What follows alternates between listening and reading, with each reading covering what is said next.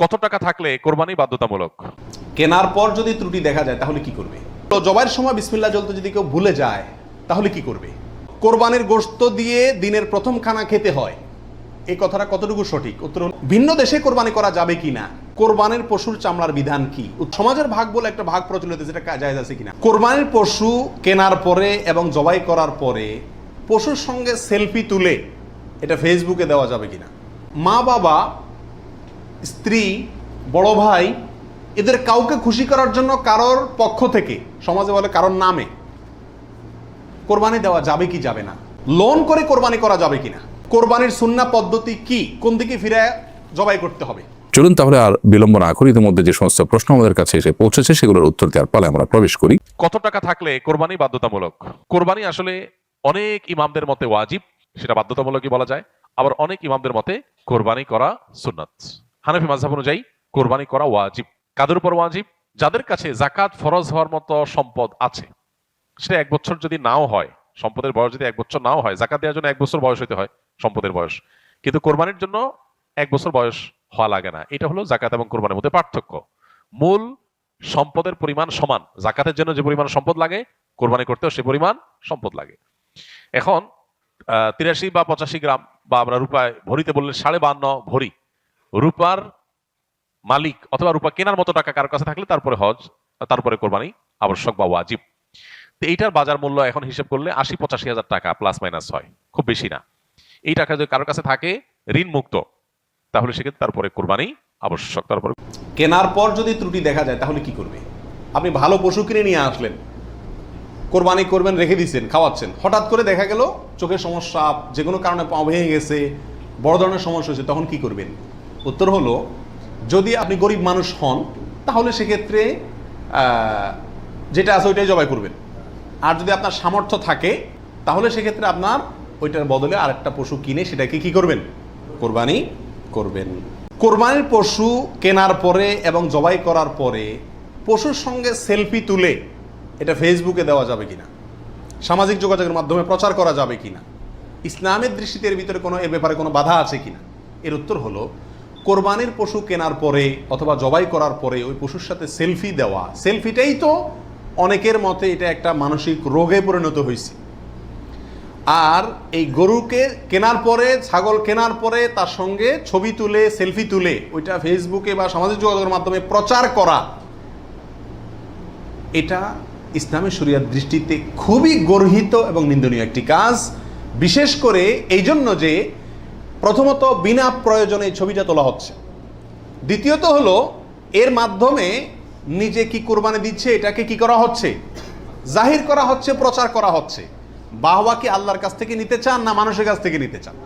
আল্লাহর কাছ থেকে যদি নিতে চান তাহলে ওইটাকে প্রচার করে মানুষের কাছে লাইক কমেন্ট পাইলেন, সেই আশায় এটাকে আপনার লাইক কমেন্টের ব্যবসায়, বিজনেসের পুঁজি হিসাবে খাটাইলেন।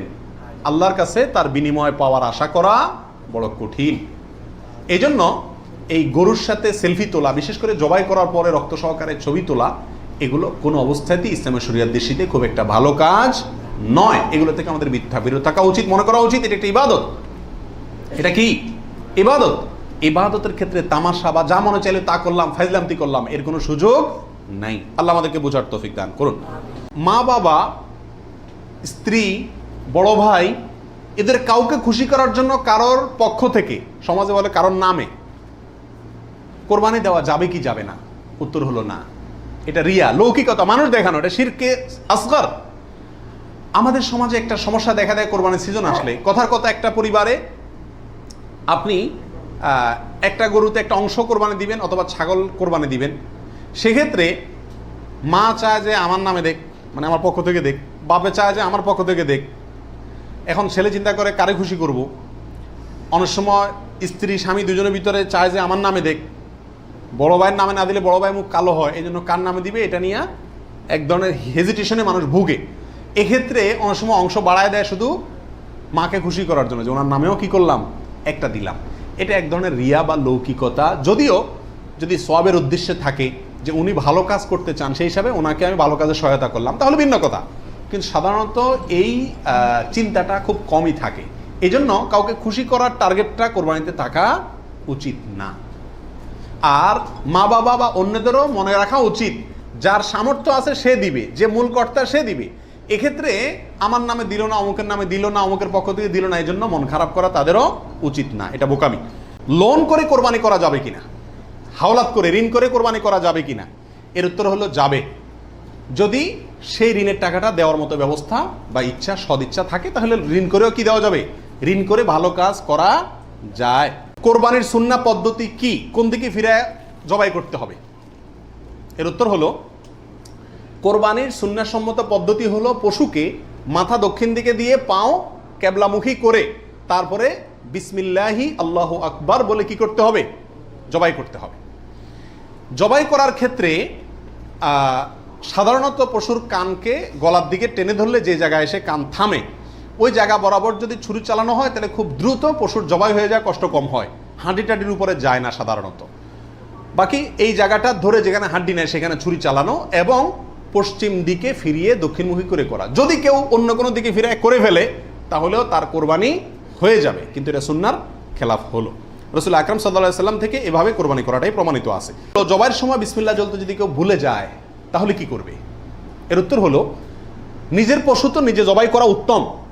যারা প্রফেশনাল জবাই করেন মৌলভী সাহেবরা, তারা তো ভুলের কথা না, কারণ তাদের অভ্যাসই আছে। নিজেটা নিজে করতে গেলে ডরে ভয়ে ভুলেও যেতে পারে, যদি কেউ ভুলে যান ভয়ের কোনো কারণ নাই। মুসলমান যদি ভুলেও যায় তবুও সেই পশু হালাল হবে, খাওয়া হারাম হবে না। ইচ্ছাকৃত যদি কেউ বিসমিল্লাহ না বলে সেটা ভিন্ন কথা, সেটা সমস্যা আছে, কিন্তু ভুলে যদি বিসমিল্লাহ না বলে তাতে পশু হালালই থাকবে, হারাম হবে না ইনশাআল্লাহ। কোরবানির গোশত দিয়ে দিনের প্রথম খানা খেতে হয়, এই কথাটা কতটুকু সঠিক, উত্তর হলো পুরাই সঠিক। রাসূল আকরাম সাল্লাল্লাহু আলাইহি সাল্লাম থেকে বর্ণিত হয়েছে যে তিনি ঈদুল আজহাতে, ঈদুল ফিতরের ব্যতিক্রম করতেন। ঈদুল ফিতরে কিছু একটা মিষ্টি খেয়ে খেজুর টেজুর খেয়ে তারপরে ঈদগাহে যেতেন, আর ঈদুল আজহাতে সারাদিন কিছু খেতেন না, কোরবানির পশুর গোশত দিয়ে প্রথম খানা খেতেন দিনের। অতএব আপনি গরু দেন, ছাগল দেন, যেটা দিয়ে কোরবানি করেন, দিনের প্রথম খানা কি দিয়ে হওয়া উত্তম, ওই গোশত দিয়ে হওয়া উচিত। গোশতটা তো আল্লাহকে দিয়ে দিয়েছেন, আল্লাহর নামে জবাই করছেন, আল্লাহ আপনাকে হাদিয়া দিয়েছেন, এই জন্য আল্লাহর হাদিয়ার আগে একটু পেটটা খালি রাখেন, আকর্ষণ করে খান, তাহলে ইনশাআল্লাহ সেটা আপনার জন্য, আপনার আল্লাহর হাদিয়াকে আপনি মূল্যায়ন করলেন সেটা প্রমাণ হবে। ভিন্ন দেশে কোরবানি করা যাবে কিনা, আপনি এই দেশে আছেন, আপনার কোরবানি দেশে আপনার পক্ষ থেকে হলো, এটা জায়েজ আছে কিনা, উত্তর হলো আছে। এটা কোনো কোনো ক্ষেত্রে উত্তম হয় যদি আপনার উদ্দেশ্য হয় এমন যে ওখানে আরো বেশি অভাবী মানুষ আছে, আমি তাদেরকে গোশত দেব, কিন্তু সবসময় এটা হওয়া উচিত না। প্রবাসীরা যেখানে আছেন সেখানেও কোরবানির কালচার চালু করা উচিত। আমার জানা মতে প্রবাসী যারা আছেন, লক্ষ লক্ষ প্রবাসী, সবাই কোরবানি দেওয়ার সামর্থ্য আছে, এদের 10% লোকও এখানে কোরবানি দেয় না, কারণ কোরবানি দিলে আমার গোশত খাবে কে, দান্দা হলো গোশতের দিকে। এটা সব যদি মনে করে তাহলে তো যেখানে থাকি সেখানেই দেওয়া উচিত, এটা হলো মূল বিধান। অন্য জায়গায় আপনি দিবেন যদি সেখানে দিলে বেশি সওয়াব হয়। অবশ্যই গ্রামে আমাদের দেশে গরিব বেশি, সেই হিসাবে সেখানে গোশত দিলাম, সেই নিয়তে দিলেন, ঠিক আছে, কিন্তু আপনি যদি এই নিয়তে দেন যে আমি এখানে গোশত যদি কোরবানি দেই তাহলে গোশত সব হাতে বুতে খাইব, আমার পরিবারের লোকজন তো পাইব না, এই নিয়ত যদি হয় তাহলে সেটা কিন্তু অন্যায় এবং ভুল। কোরবানির পশুর চামড়ার বিধান কি, উত্তর হলো কোরবানির পশুর চামড়া এটা নিজে ব্যবহার করতে পারলে সেটা করা উচিত, চামড়া প্রসেস করে ব্যবহার করতে পারলে এটা করা উচিত। কোথাও কোথাও মানুষ খায়, যদি খাইতে পারেন চামড়া পরিষ্কার করে সেটাও আপনার জন্য ঠিক আছে, কিন্তু কোরবানির পশুর চামড়া বিক্রি করা হয় আমাদের দেশে বেশিরভাগ ক্ষেত্রে, এই কাজটা অনুত্তম কাজ, অনুচিত কাজ। কেন? কারণ কোরবানির গোশত এটাও বিক্রি করে আপনি টাকাটা দানই করে দিলেন, কিন্তু এটা উচিত না, বিক্রি করবেন না, আপনি হয় সরাসরি গোশত দিবেন না নিজে খাবেন, দুটার একটা। বিধায় কোরবানির পশুকে আপনার কোনোভাবেই এটার কোনো অংশকে বিক্রি করে তারপর টাকাটা আপনি দানে করে দিলেন, কিন্তু বিক্রি করার দিকে না যাওয়াটাই উচিত, সরাসরি ওই জিনিসটা দান করলে সেটাই বেস্ট। সমাজের ভাগ বলে একটা ভাগ প্রচলিত, যেটা জায়েজ আছে কিনা, অনেক এলাকাতে কোরবানি করার পরে সমাজের ভাগ উঠায় নেয় জোর করে বা বলা ছাড়া, জোর করা লাগে না, এমনি সবাই দেয়, এটা জায়েজ আছে কিনা, উত্তর হলো এটা উচিত না, এটা অন্যায়। কেন? কারণ আমরা 5 জন মিলে একটা গরুতে অংশগ্রহণ করলাম, দিলাম, এখন সমাজে এক ভাগ নিয়ে তাদের মতো গরিবকেই দিল তারা, কিন্তু আমার হয়তো অন্য গরিব আছে আত্মীয় স্বজন, আমি তাদেরকে দেবো, কিন্তু তারা তো তাদের মতো দিচ্ছে, এটা উচিত না। আমার গোশতটা আমি কি করবো না করবো সম্পূর্ণ আমাকে স্বাধীনতা দিয়েছে ইসলাম, বিধায় সেখানে এরকম অঘোষিতভাবে চাঁদাবাজি বা হয়তো অনেকে সন্তুষ্ট হয়ে দেয়, কিন্তু কারোর মনে অসন্তুষ্ট থাকতে পারে, যদি থাকে তাহলে এটা জটিলতা দেখা দিবে। এই জন্য কি হবে না, এটা উচিত হবে না, যার যারটা তাকে ভাগ করতে দেওয়া উচিত এবং উত্তম।